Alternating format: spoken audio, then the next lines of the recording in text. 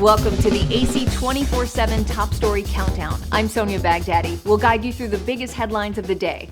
Our focus, advocating our rights, advocating health, and advocating Earth. Here's our pick for number 5. There's nothing like seeing them in person.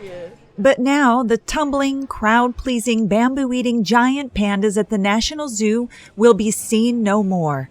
In recent weeks, visitors have been flocking to D.C. to say goodbye. Thought it was a good thing to take them out of school for. You get just so attached to them and so invested in them, but I'm sure they're going to have a good life overseas. Wednesday morning, the bear trio was carefully transported to a waiting FedEx plane for a 19-hour flight back to China. It's a program first started in 1972 during the Richard Nixon presidency, when 2 pandas were gifted to the States by China's then chairman as a symbol of improving diplomatic relations. But in recent years, friction points have escalated over issues like human rights, trade, Chinese spy balloons over the U.S., and Beijing's tightening embrace with Moscow. Moscow Zoo received a new pair of pandas from China in 2019, with both leaders side by side for the bear's public debut.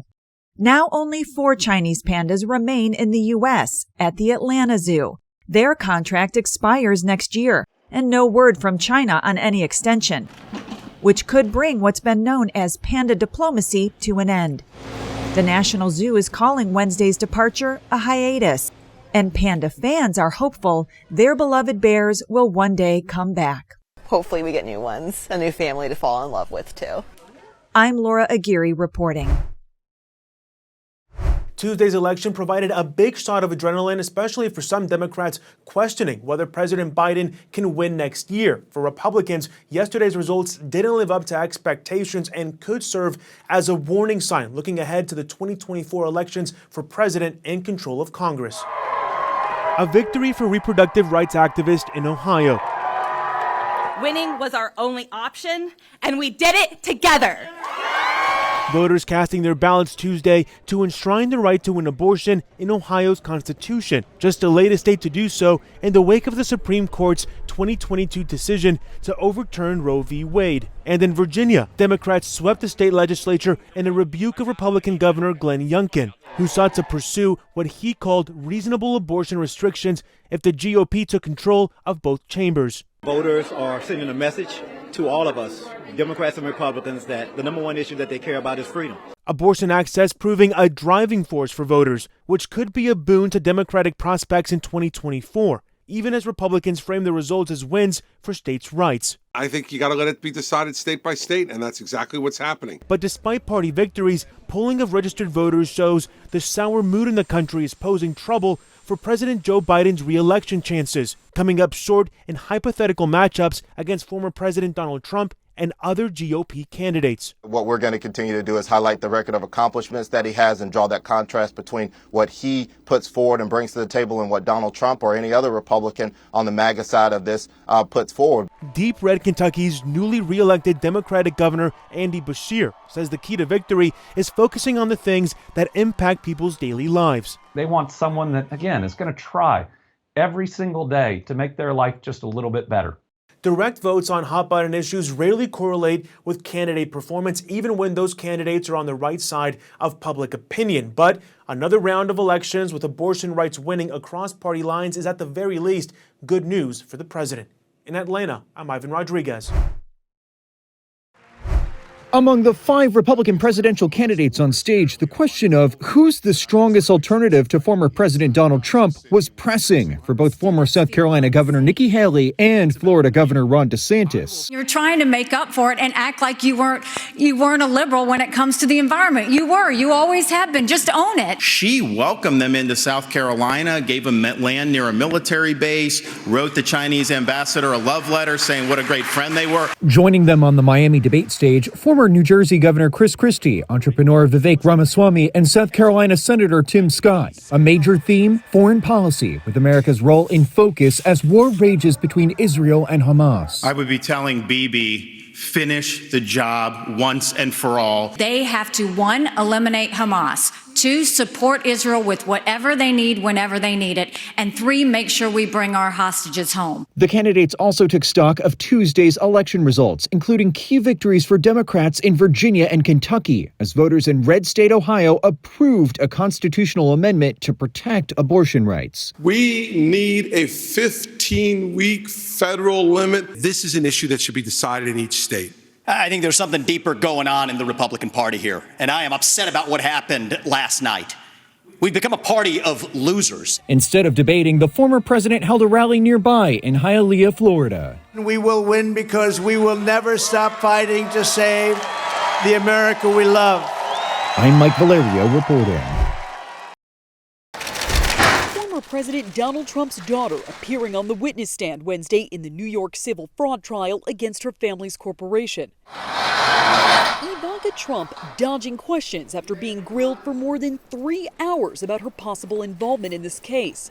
You cannot hide from the truth. New York's Attorney General is suing the former president and the Trump Organization for $250 million, claiming the family's corporation inflated the values of Trump properties, golf courses, hotels, and homes, some by millions of dollars, all in hopes of securing loans for his business. She was very much involved.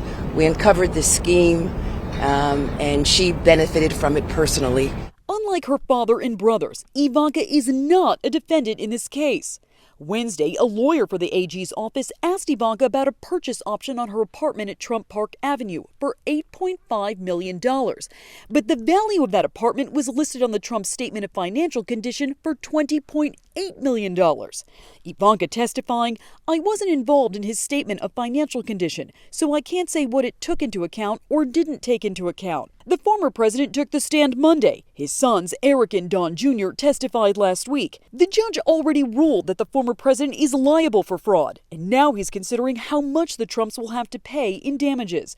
Regardless of what happens, the Trumps will likely appeal. I'm Jen Sullivan reporting.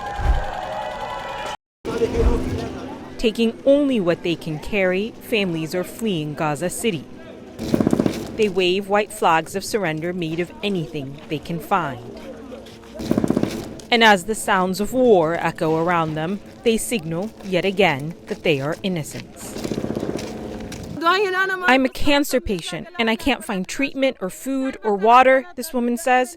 We saw death with our own eyes last night. The whole ground shook. The Israeli military has been calling for weeks on all those living in the northern part of the Strip to move southwards, most recently opening what it called safe corridors for limited windows of time. We're running down the streets with nothing. We're in danger at every moment. The bombs won't stop, she says. The only way to reach the route is by foot or by cart, if you can catch it. We were forced to flee, this man says. We have to use these donkey carts because there's no fuel. They cut everything off to force us out of our homes. Israeli troops are now in the heart of Gaza City, as Israel's defense minister apparently declared the entire city, the enclave's largest population center, a legitimate target. Gaza is the biggest terror stronghold that mankind has ever built. This whole city is one big terror base. Underground, they have kilometers of tunnels connecting to hospitals and schools. We continue to dismantle this capability. But the UN calls this exodus forcible displacement and accuses Israel of the collective punishment of some 2 million people. And these routes are dangerous and deadly. This was Salahuddin Street just a few weeks ago. CNN geolocated and authenticated these videos showing the aftermath of explosions that killed evacuees. You can see luggage among the bodies. And for those who do make it, bombardment and siege await them in the south too. There is no true escape. Thanks for watching the Advocate Channel's top stories. We're on Facebook, Twitter, TikTok, and YouTube. Follow, like, and share, or check out advocatechannel.com for even more stories that advocate for you.